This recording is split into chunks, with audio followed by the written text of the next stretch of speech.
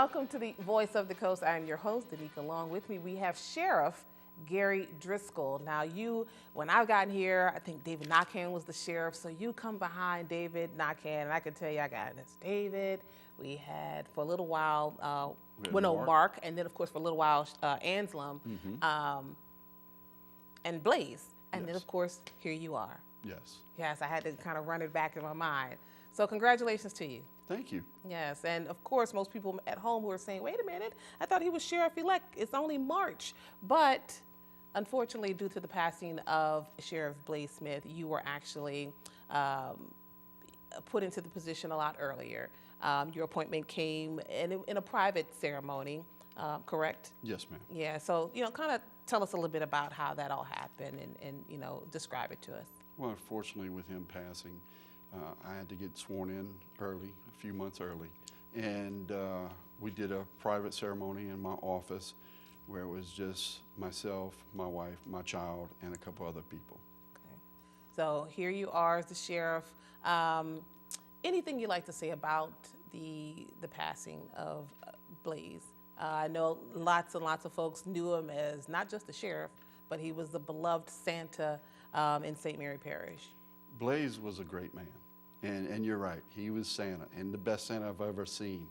He loved kids, and he loved doing that. He loved, just being in the communities, and anything that dealt with kids, he was there. And he's jolly old Saint Nick. So when he passed, it was heartbreaking for all of us here in St. Mary, and at the sheriff's office. But he did a lot of good things with us. He was one of those sheriffs that trusted his men and women that worked for him. And he gave us many opportunities to branch out and do different things. And, it worked. And it was just so nice working for him because of that. And while we have a moment, let's kind of talk about some of the accomplishments that he achieved as the sheriff of St. Mary Parish. Well, first of all, when he took over, it was $500,000 in the hole. And as things went on and years went by, we tweaked things and educated different deputies and put budgets on people. And last year we finished over $1.3 million in the black. And that's huge, from going $500,000 in the hole to almost $1.5 million in the black. He set up our canine division as well. We have canines now, which are a very good group and definitely needed in law enforcement nowadays. So he put in many things. The Marine division, with the boats that we have now compared to what we had before, it's like night and day. So he would sit there and listen to the deputies, and he would ask them what they needed, and they would tell him, and it sunk in, and we made it a priority to go out and get some of these things. I think even as somebody, I'm a member of the community, and as I pass the Centerville correctional facility, there's a gate entrance now. It's gated to enter inside. Yes. And that wasn't there before. Yeah, he always made a joke. He says, what are you going to do to stop these inmates from escaping? I'm going to put a gate and close the gate. And he did. Mm-hmm. And that was one of his campaign promises, and that's one of the first things we worked on. And we have a little post up there that we keep a deputy in, and to let people in and out that come to visit or what has business at the jail. Yeah. So. Well, and I know that he, towards the latter part of his life, he started to go down, and I think it was a little mystery behind his illness, behind his sickness. But then we started seeing less and less of him. And I think some of the concern of the voters was, where is our sheriff? What's going on? And I think we saw more of you stepping into more of a sheriff position, even though you were the chief deputy. Can we address that? Because I think many people were saying, I voted for this individual, but he's not here. He's not here to run the day-to-day, which I don't think they necessarily had a problem with you because you were elected. But what do you say to those people, or how do you answer that when he continued to remain as sheriff, but not being there on a day-to-day basis? Yeah, unfortunately, as his medical issues grew larger and larger, it was taking him out of the office more. But with Blaze also, he had enough confidence in us to run the office. You know, myself, I have over 38 years in law enforcement. So he had that confidence, and we continued to talk throughout his illness on issues, but it became more and more of everyday life as far instead of issues at the sheriff's office, because he knew it was being ran well. Awesome. Well, thank you. We're going to take a short break. We'll come back and talk about the Gary Driskell stamp of approval and what the first order of business has been, will be, coming up next right here on The Voice of the Coast. Stay with us.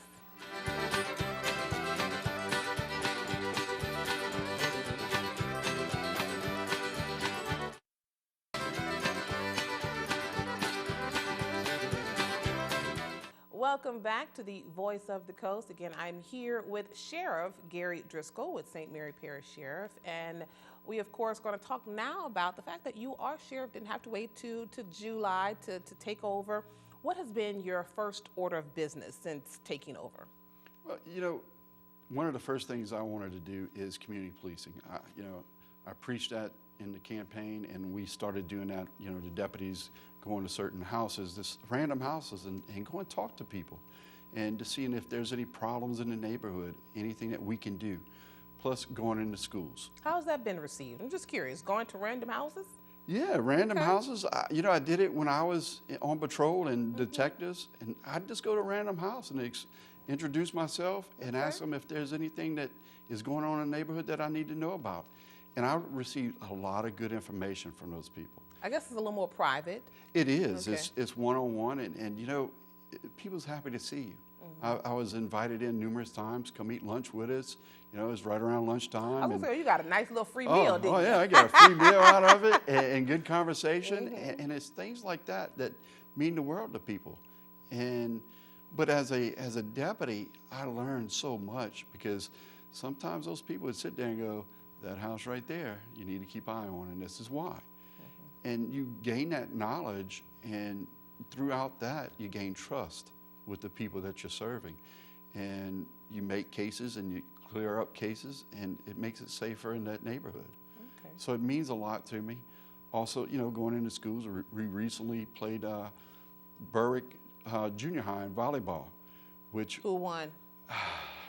Well, let's skip that part. That's important. No, they won, and they're a great group of young ladies that they worked their tails off, and they beat us, and it was just a fun thing for us and a fun thing for them, and that's what I love. I love giving back and getting back in the communities. Now, I do have to give Berwick a shout out, because they was chanting sheriff, sheriff, sheriff. So, you know, I gotta love those guys and gals that did that for me. Also, okay. So that's one of the campaign promises, right? What are some other things that you're going to adhere to? Well, we just want to do more. We want to make the sheriff's office better, and we're looking for any way possible. You know, new updated equipment, easier ways for us to do investigations. We've recently signed a contract with Axon. We're going to have dash cameras in our cars. And in those dash cams is license plate readers. So it will tell us if it's a stolen car or Amber Alerts and things of that nature. In fact, they should be coming in the next few months. So that's going to be implemented. And it's dash cams, so you'll be able to see more, not just with the cameras on the deputies. So things of that nature, we're going to continue to look and to improve the sheriff's office. Like that, we can improve our services to the people that we're serving. Now, something else, I don't know necessarily if it was a campaign promise, but I like to give myself a pat on the back, because I caught on to this, and we did an interview right after this, after one of the forums, when you mentioned about a new site for your criminal division and motor pool site, which is going to be now in Centerville. There's a big old sign. If you're on 90, you'll see it. If you're going westbound, it's to your right. If you're going eastbound, it's to your left. So you guys are going to have a new site for your criminal division as well as the motor pool. That's something else that was mentioned, at least at a forum. Yes, we're very excited about that. We did purchase the 10 acres. We've been in touch with different contractors and everything, and that's getting off the ground soon, and we should be breaking ground sometime this year.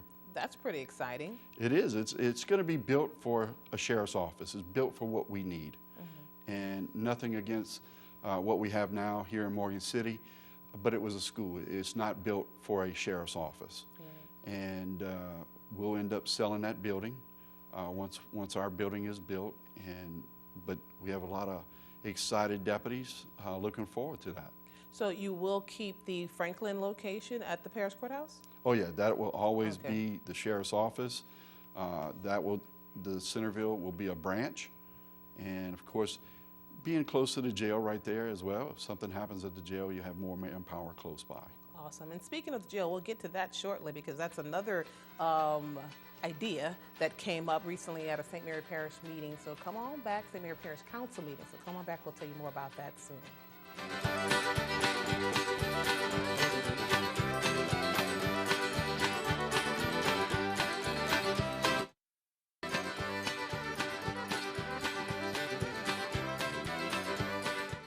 Welcome back to the Voice of the Coast. Let's get right into it. We're moving and grooving. We've got the new sheriff, Sheriff Gary Driskell with St. Mary Parish Sheriff's Office. And let's get right back into it. We're talking about the 10 acres of property that was purchased in Centerville, which is now going to be the criminal division as well as the motor pool. That's 10 acres. Are you going to be using all 10 acres for this new site? No, not all 10 acres. For right now, it's just going to be the criminal division and the motor pool, like you're saying. But if they have other things that come up that we want to build on, we have enough room now to do that. What could it be? Well, we might add something for the canines, a little canine training area or whatnot. So just whatever pops up, if we sit there and say, this is what we need, we have the area to build on it and be right there together. And see, speaking of building on, this was just brought up at the St. Mary Parish Council meeting recently, and it was just kind of an idea thrown out there. It hasn't moved forward or anything.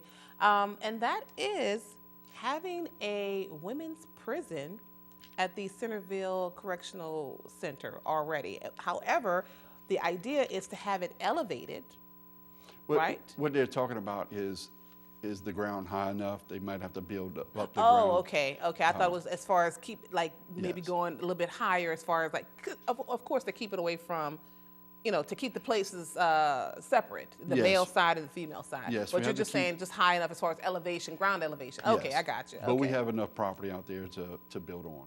Okay. Yes. So because of the situation in Morgan City, I understand that you have, I think it's the male side, but no, I'm sorry, the women, the female prisoners, my train of thought is going, I'm sorry. Female prisoners were at one time housed in Morgan City. Yes. And then I think there's still, some of them are being housed in Patterson. This would allow them all to be housed in one location. In one location, that is correct. Yes. So yeah, tell me a little bit about how big, what does it call for? Well, what it is, of course, they have no spots for the females now, so we have to ship them out of parish to be held at different areas, and the parish has to pay those people, plus the transportation back and forth to court. Makes it a little difficult. So we got together and come up with this idea, and I told them if you build onto the existing jail now, it could be housed there, and transportation and all costs would go down tremendously. And it'd be easier to go back and forth to court. Sounds great. But when you talked about that price tag, multi-million-dollar facility, would it make sense to go that route versus going to the 7th floor and renovating that area, or continuing the way it is now as far as the transportation? Would it make sense for that, or does it make sense to go with the multi-million-dollar facility? It makes perfect sense to build on to what we have now. To renovate that 7th floor would be millions of dollars, because it's an old jail that you have to do all the updates for what is called for a DOC prison now. So that's millions and millions of dollars there.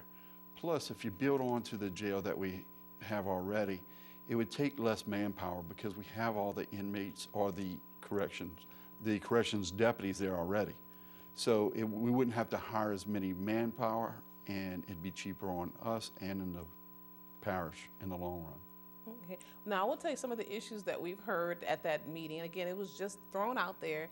I think it was Mr. Olander, I think, mentioned about having men and women so close, and Yes. but that would be taken Yes. care of. Yeah, That would would be be an taken issue. care of. You cannot have a female or a male to the close proximity of each other. They have to be out of sight and out of sound of any other, inmates. One question that I have, when I heard about that, I said, what about recreation? I mean, would with the property that you have there, would you have enough land to have, a women's side recreation and a male side recreation? Yes, we'd have to build something for the females as well because they have every right to get out and get a little sun, We have basketball courts for the males now, but of course they wouldn't be able to use those. We would have to build something just for them. Okay. How close or how soon would this maybe become a reality? That's a good question. We actually have a meeting soon, myself and the president, Mr. Sam Jones, along with some of the representatives to see if we can get this up and going. Awesome. Okay. Well, 3 down, 1 more to go. Come on back. We've got Sheriff Gary Driskell with us. Come on back.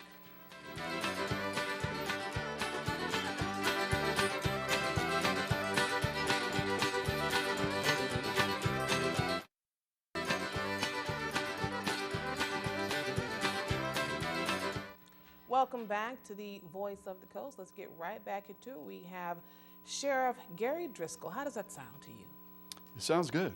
Yeah. It was a long-term goal, and we made it. Yeah. So with that, what's the internal morale? What's it like? And I mean, I guess you can only speak so much on it, but are you getting any pushback? Are people falling in line? Are operations moving smoothly? They are moving smoothly, and in the past, it's been rough, with different people in charge and everything else. But right now, I think everything's good. We're looking at raises again, so that will definitely help out any morale. Okay. No, we have a good group of men and women that work very hard, and we're proud of them. And I couldn't ask for any better.